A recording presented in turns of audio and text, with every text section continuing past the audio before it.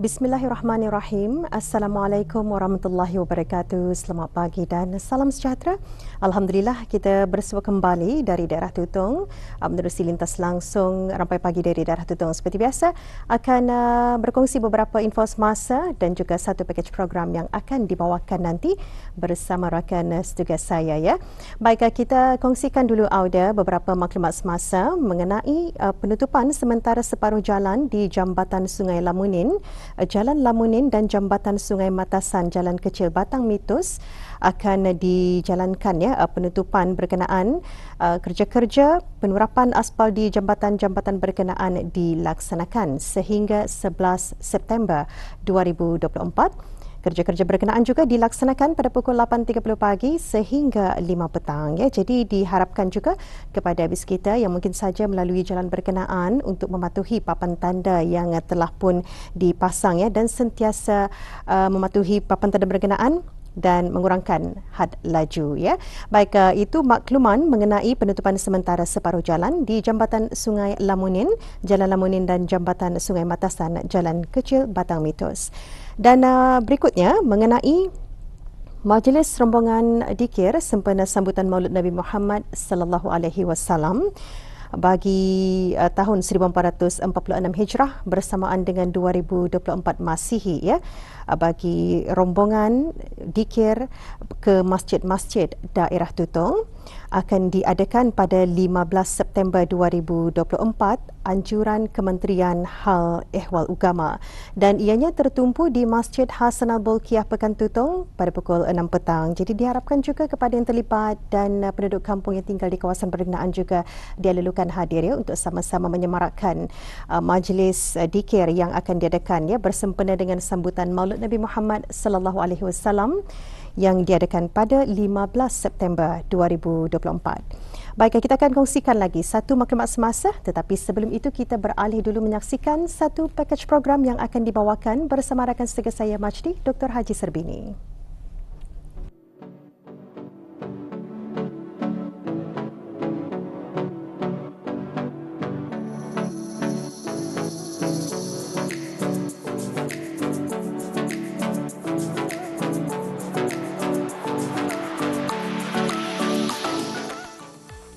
Bismillahirrahmanirrahim. Assalamualaikum warahmatullahi wabarakatuh. Penonton, ketika ini saya bersama dengan Babu Rikil dan juga cucunya. Yang mana kami ini sebenarnya sedang mencari buah tempatan iaitu buah tampoi.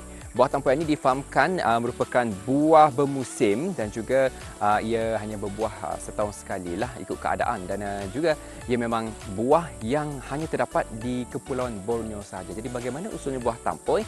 Dan untuk itu terus yang ada bersama saya.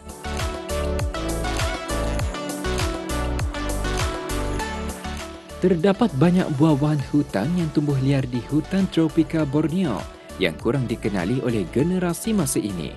Buah tampoi antara buah-buahan nadir iaitu yang dikategorikan sebagai buah-buahan yang semakin jarang ditemui, yang kurang dikenali, malah jarang dimakan oleh masyarakat sekarang.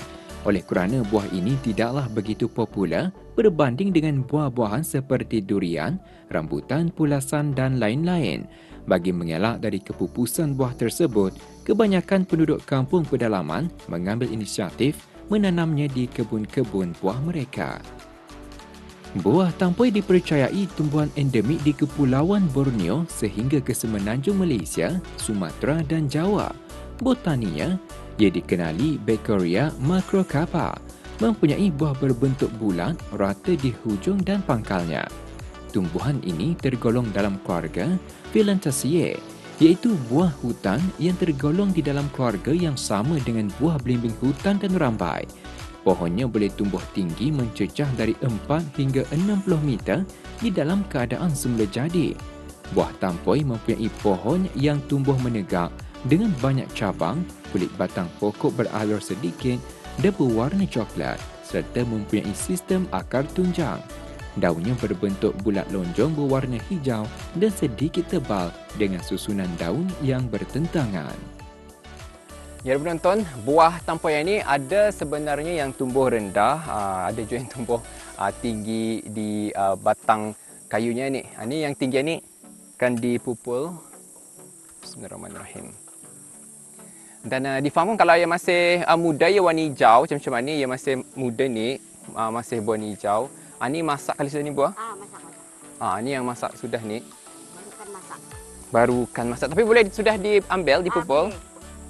Bismillahirrahmanirrahim. Yang atas ni sudah clear? Mana? Ni. Ni. Sudah. Yang kalau ia sudah masak, kulit luarnya tu berwarna oranye. Lurus macam berwarna oranye pula ni. Kalau ia belum hijau, jadi ni kan diambil lah. Bismillahirrahmanirrahim. Ia senang saja dipupulnya ni. Boleh juga ditarik satu-satu. Untuk ia mudah tercampur.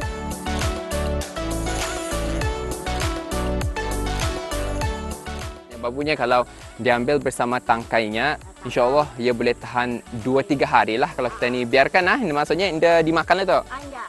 Jika dibandingkan hanya mengambil daripada buahnya. Jadi lebih baik mengambil sama tangkainya lah.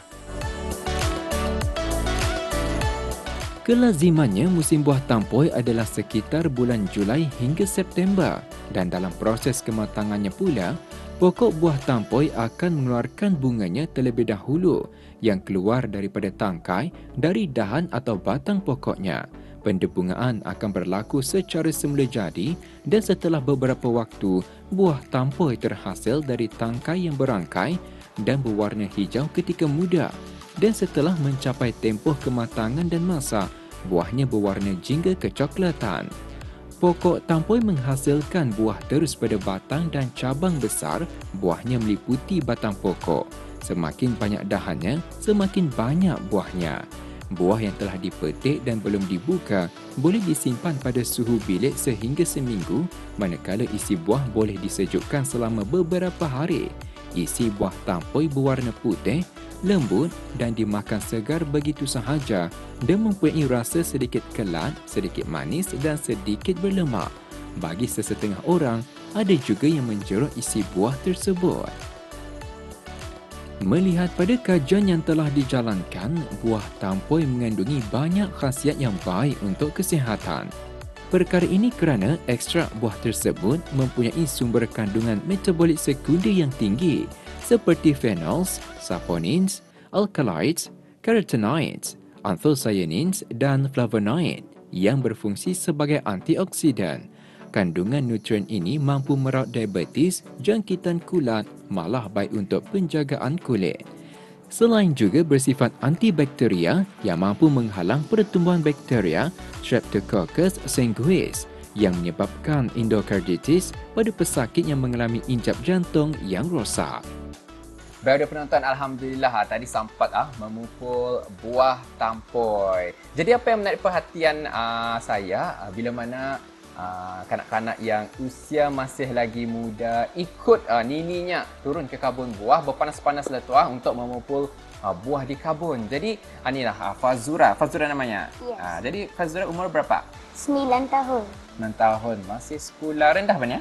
Ya. Sekolah rendah di mana? Sekolah rendah Kampung Bukit Tutong.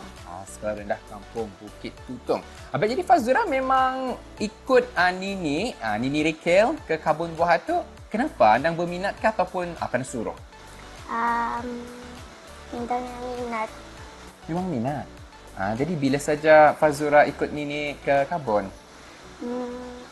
Masa cuti hari Jumaat. Setiap hari lah cuma tu. Setiap hari cuma tu. Tu bagi saya satu perkara yang patut dibanggakan kerana kanak-kanak seusia 9 tahun. Ya. 9 tahun sudah orang berpanas, berkarih lah tu mencari buah-buahan. Jadi Fazura, buah-buahan yang dicari tadi apa? Buah tampoi. Buah tampoi, pandai. Jadi memang kenal dengan buah tampoi ataupun baru masa ni baru tahu buah tampoi macam mana? Baru masa ni. Baru masa ni tahu.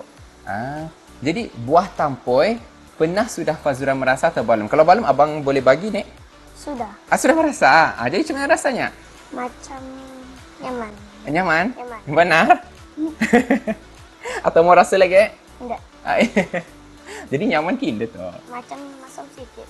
Jadi macam masam sikit. Tapi mungkin kanak-kanak macam Fazura dapat merasa buah kampung ni, ni buah hutan ni.